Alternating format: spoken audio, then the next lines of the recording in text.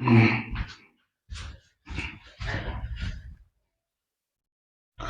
दोस्तों, good morning, good afternoon, good evening, good night, जो भी आपका टाइम चल रहा है। आज हम लोग देखेंगे, इसके पहले वीडियो में हम लोग देखे थे वर्क एनर्जी पावर से वर्क क्या है। क्या चीज देखे थे कि वर्क क्या है। चैप्टर क्या है हमारा? Work energy power. क्या चैप्टर है? Work energy power. कौन सा chapter? Work energy and power. Work energy power, POWER, power ना। तो वर्क के बारे में थोड़ा सा देखे थे हम लोग। वर्क के बारे में क्या चीज देखे थे कि वर्क क्या है। क्या देखे थे? वर्क क्या है, बताओ। वर्क क्या था? एक स्केलर क्वांटिटी। हाँ, वर्क है स्केलर क्वांटिटी था। Very good. वर्क क्या था? एक स्केलर क्वांटिटी था। क्या था? हम लोग तो वर्क देखे थे, वर्क है स्केलर क्वांटिटी था। क्या वर्क क्या देखे थे? एक स्केलर क्वांटिटी। ठीक है। वर्क क्या देखे थे? स्केलर प्रोडक्ट ऑफ फोर्स और डिस्प्लेसमेंट। वर्क के बारे में क्या देखे थे? Force into displacement. Force into displacement. Distance है डिस्प्लेसमेंट। हाँ, work is a scalar quantity. तो स्केलर प्रोडक्ट ऑफ किसका? फोर्स और डिस्प्लेसमेंट। तो फोर्स भी एक वेक्टर क्वांटिटी था और डिस्प्लेसमेंट भी एक वेक्टर क्वांटिटी। दोनों का डॉट प्रोडक्ट निकालेंगे तो स्केलर, मतलब दोनों अगर वेक्टर क्वांटिटी है और दोनों का डॉट प्रोडक्ट निकालेंगे तो हमेशा क्या आएगा? स्केलर। जैसे ये वेक्टर है और ये वाला वेक्टर है, उसके बीच में क्या निकाल रहे हैं? डॉट। तो ये जो बनेगा वर्क, ये हमारा क्या होगा? स्केलर क्वांटिटी है। कैसा होगा? तो वर्क इज एन कौन सा क्वांटिटी? स्केलर के वेक्टर बोलो, स्केलर क्वांटिटी। वर्क के लिए फॉर्मूला F डॉट एस। तो इस डॉट को हटाने के लिए क्या हम लोग लेते थे? इसका मैग्नीट्यूड लेते थे और दूसरा वाला का मैग्नीट्यूड लेते थे और कॉस एंगल लेते थे। क्या लेते थे?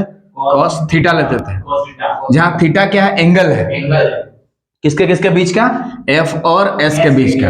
इधर F होता था, इधर S होता था ना, उसके बीच का एंगल होता था थीटा।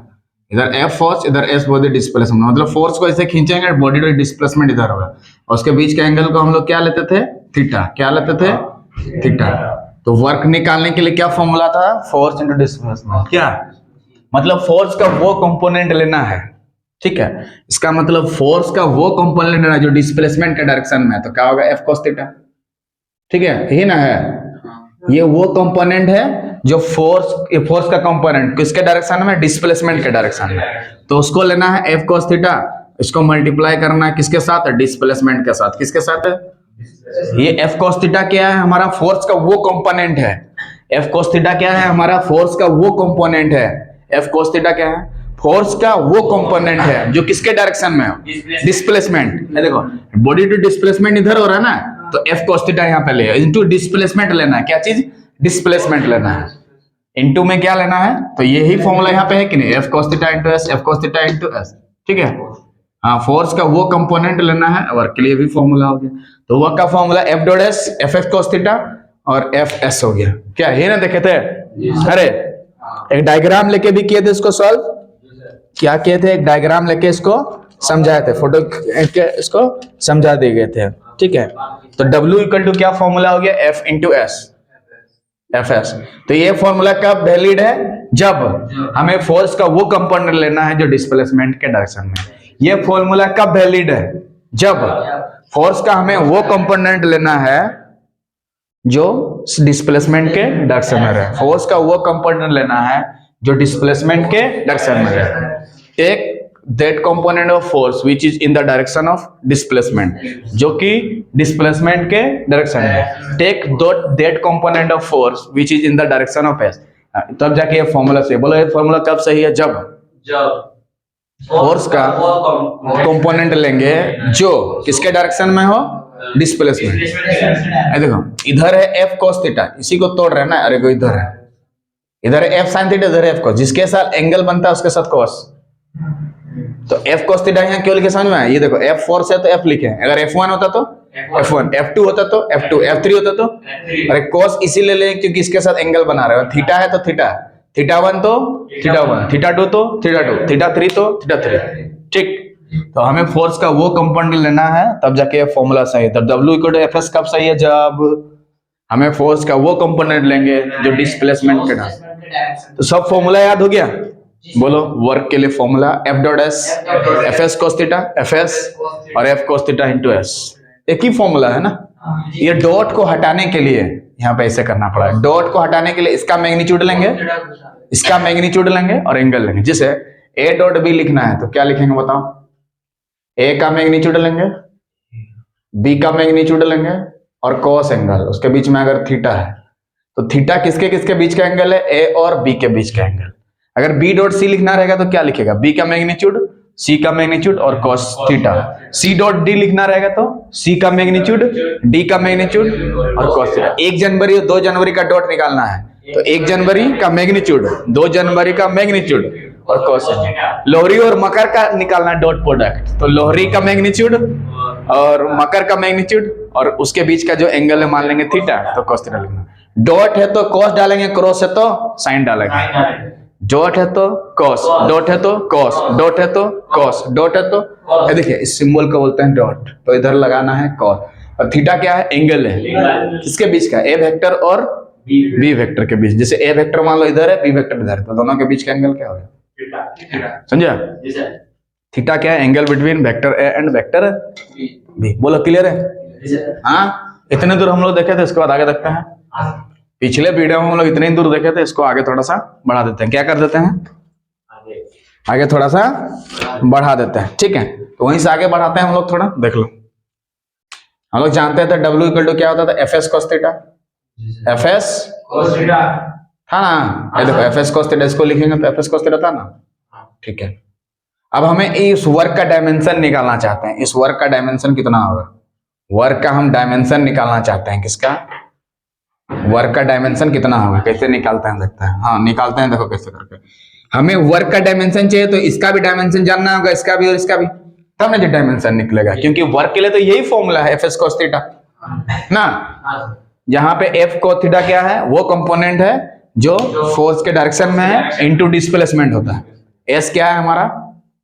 डिस्प्लेसमेंट। एस बोलो एफ बोलो फोर्स और डब्ल्यू है वर्क, डब्ल्यू है वर्क। और थीटा क्या है?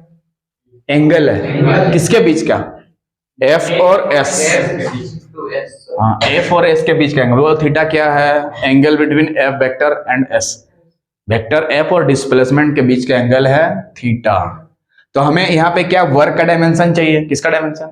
वर्क का। तो इसका भी डायमेंशन जानना होगा, इसका भी डायमेंशन, तब ना जी वर्क का निकलेगा डायमेंशन, ठीक है? जब इसके बारे में ही नहीं जानेंगे तो वर्क का डायमेंशन कैसे निकालेगा? यहीं से नहीं बना है फॉर्मूला हम लोग का। क्लियर हो गया? W equal to F S cos theta, W equal to, और W क्या है? Work done. W क्या है? वर्क डन, ठीक?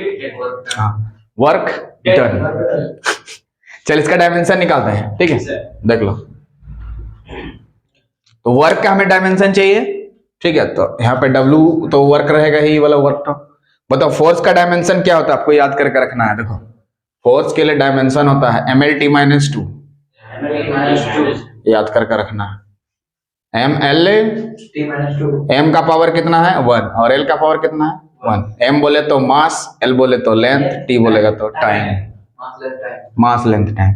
M बोले तो मास, MASS मास, L बोले तो लेंथ, LEN/DTH,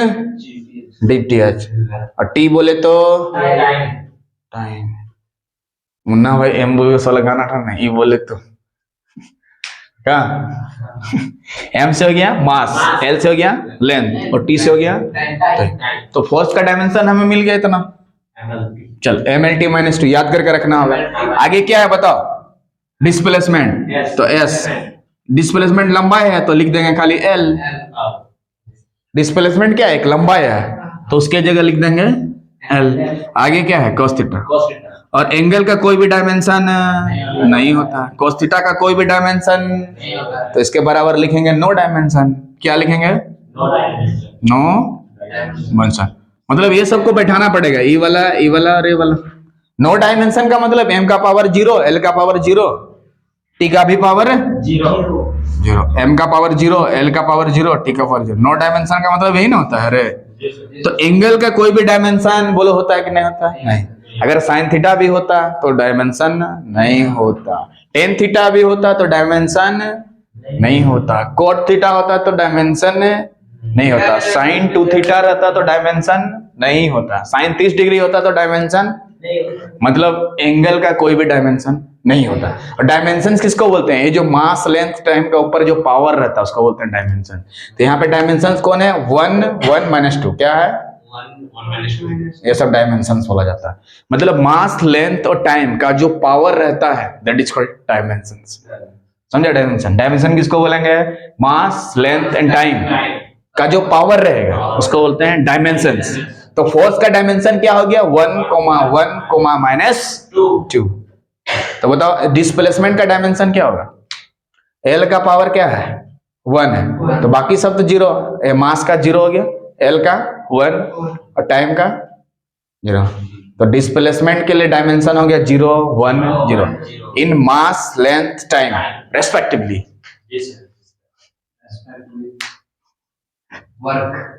समझ में आ गया? समझ में आ रहा है ना? सबका डायमेंशन सब याद करके रखना पड़ेगा तब नहीं बैठाएंगे। तो यहाँ पे बैठाते हैं। तो बताओ फोर्स का डायमेंशन कितना बैठाएंगे? बोलो ml। उसको रट कर रखना होगा। फोर्स का डायमेंशन इतना होगा। चला आगे बढ़ो। एस के डायमेंशन खाली एल, इसका तो डायमेंशन है नहीं होता। इसका मतलब m का पावर 0, एल का पावर 0 और डायमेंशन नहीं तो सबके पावर 0। इसको सॉल्व कर देंगे। हाँ देखो m एक ही तो है तो m रहेगा। l और l गुना करने से l का पावर 2 ना। देखो ये लेंथ है, इधर लेंथ है, इसे गुना करेंगे l इंटू l ही ना है। तो l का पावर 2 होगा कि नहीं बताओ? कैसे करके? क्योंकि इधर 1 है इधर 1 है, 1 और 1 को जोड़ने से कितना होता है? हाँ, जब बेस सब समान रहता है पावर को जोड़ा जाता है। Very good. तो एल का पावर कितना हो गया? 2 और टी का पावर -2। बस इसका कोनो काम नहीं हुआ क्योंकि किसी का भी पावर 0 वैल्यू 1, किसी का भी पावर 0 वैल्यू 1, किसी का भी पावर 0 वैल्यू 1। तो 1 गुना 1 गुना 1 1 हो गया। तो 1 इसके साथ गुना करेगा तो यही ना होगा। तो वर्क का डायमेंशन ये वाला हो गया। क्या हो गया? mls का t -2 1 2 और कितना हो गया? -2 ही ना होगा। m का पावर कुछ नहीं है तो यहाँ कितना है? 1। तो ये वाला 1 यहाँ लिखे हैं, ये वाला 2 यहाँ लिखे हैं, ये वाला -2। तो वर्क का डायमेंशन क्या हो गया? समझ में आ गया? mls का t -2 वर्क का डायमेंशन है, mls का t -2 और mlt -2 किसका डायमेंशन हो गया? फोर्स का।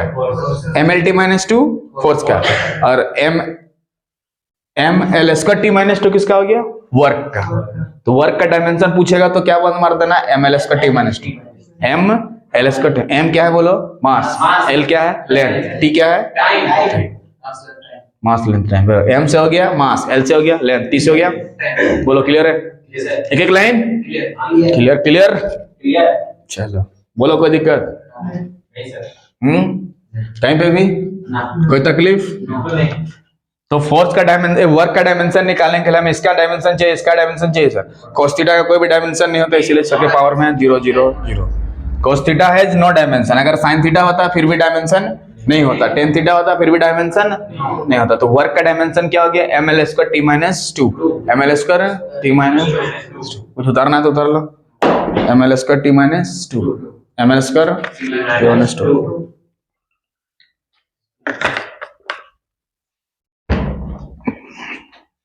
ml square t -2। देखो अब ये एंगल 0 भी हो सकता है, 180 डिग्री भी हो सकता है।